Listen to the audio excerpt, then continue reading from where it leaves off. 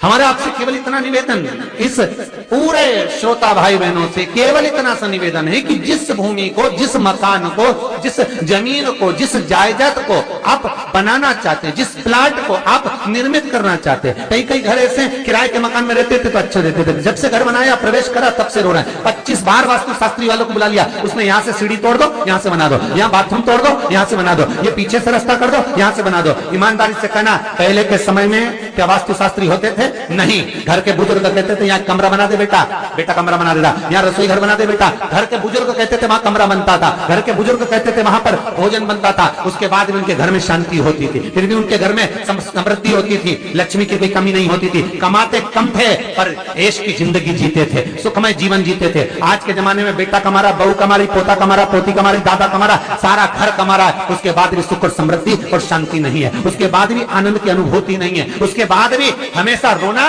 केवल सुख का होता है। जरा सा घर में 4 लोग रह रहे हैं और चारों के मुंह भगोने जैसे रहते हैं, एक तपेले जैसा मुंह, एक भगोने जैसा मुंह, एक थाली जैसा मुंह, एक बल्टोई जैसा मुंह, सब कोई बोलने को तैयार नहीं, क्योंकि जब जब बोले तो बर्तन की आवाज आए तो बोलेगी। एक माँ बैठी टीवी के सामने, एक माँ बैठी, एक सोफे में बैठा, बोले ही नहीं आपस में।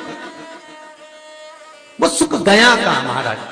कई लोगों के मैसेज आते हैं, गुरुजी हम बड़े दुखी हैं, कारण क्या है? बस कारण इतना सा है कि आपने जब मकान का निर्माण कराया, वास्तु शास्त्री को बुलाया, इंजीनियर को बुलाया, सब ठेकेदार को बुलाया, सबको बुलाकर मकान, प्लाट, जमीन, जायदाद सब दिखवाया, पर आपने उस भूमि पर पद्म पुराण कहती है, धेनु मानस कहती है, स्कंद पुराण कहती है कि उस प्लाट पर आपने 3 दिन तक एक गौ माता को नहीं बांधा। 3 दिन तक एक गाय को उस प्लाट पर बांधकर चारा खिलाते, ना वास्तु शास्त्री को बुलाने की जरूरत पड़ती, ना कभी समृद्धि की, ना सुख की जरूरत पड़ती, क्योंकि गाय उस जगह से सारी इंद्रियों को आनंदित देकर सुख प्रदान कर देती है। उस जगह के सारी रोग, बीमारी, कष्ट, तकलीफ, दुख को गौ माता खींचती। गौ माता जैसी जगत में कोई नहीं हो सकता। हाथ में घड़ी नहीं बांधती गौ माता, पर 4 बजे आपके रोटी मिलती है तो 4 बजे खड़ी मिल जाती है। 3 बजे भोजन मिलता है तो 3 बजे आपके दरवाजे पे मिल जाती है। 1:30 बजे भोजन दोगे तो 1:30 बजे ही मिलेगी। 1:20 पे दोगे तो 1:20 पे ही मिलेगी। कोई घड़ी नहीं बांधती, फिर भी समय पर आ जाती है। क्यों? क्योंकि भगवान ने उसको ऐसा बनाया है, 33 कोटि देवताओं ने उसमें ऐसा विराजमान कर दिया है कि जगत का वो कल्याण कर सकती है। उसका एक एक अंश जीव का कल्याण करने वाला है, एक एक अंश जगत का उद्धार करने वाला है।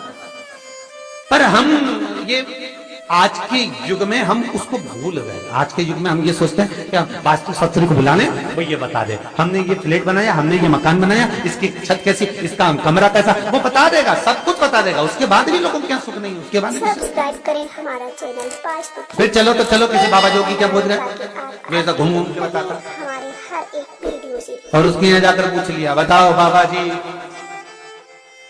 हमारे घर में शांति नहीं, तो बाबा जी एक ही बात बोले, तेरे घर का है जिसने कुछ कर दिया।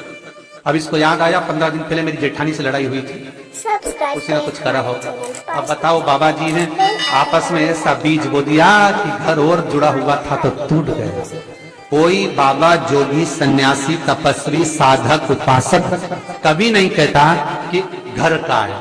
हमेशा याद रखो, संसार में किसी की सामर्थ्य का नहीं है कि कोई आपका बुरा कर दे, किसी की सामर्थ्य। सब्सक्राइब करें हमारा चैनल पाँच तो बेल आइकन दबाएं ताकि आप संसार में किसी की सामर्थ्य का नहीं कि आपका बुरा कर दे, बस आपका बुरा आपका किया हुआ कर्म करता, कोई दूसरा नहीं कर सकता। एक नींबू गिर गया दरवाजे पे तो 14 दिन तक नींद नहीं आई। सीसीटीवी कैमरे में देखो कौन पटक के गया, मेरे को तो 3 दिन से शंका हो रही पड़ोसन।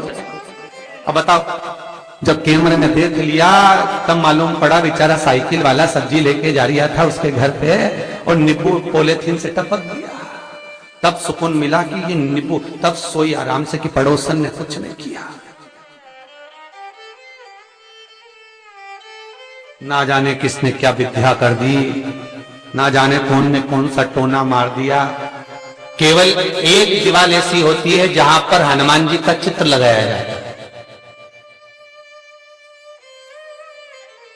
चाहे तुम पर्वत उठाने वाला चित्र लगाओ हनुमान जी का, चाहे बैठे हुए लगाओ, चाहे रामायण पढ़ने वाला लगाओ, चाहे लंका दहन करने वाला लगाओ, चाहे राम नाम जपने वाला लगाओ, चाहे लक्ष्मण को संजीवनी देने वाला लगाओ, चाहे मौन मुद्रा में लगा दो, चाहे स्तुति में लगा दो, चाहे भजन में लगा दो, हनुमान जी का कोई भी चित्र लगता है तो ना पूरब में लगेगा, ना पश्चिम में लगेगा, ना दक्षिण में लगेगा। हनुमान जी का अगर चित्र लगता है तो उत्तर की दीवार में दक्षिण को जोड़ते हुए लगता है, केवल एक ही स्थान। श्री प्रदीप मिश्रा जी के इसी तरह के प्रवचन सुनने के लिए आप हमारे चैनल को सब्सक्राइब कर सकते हैं।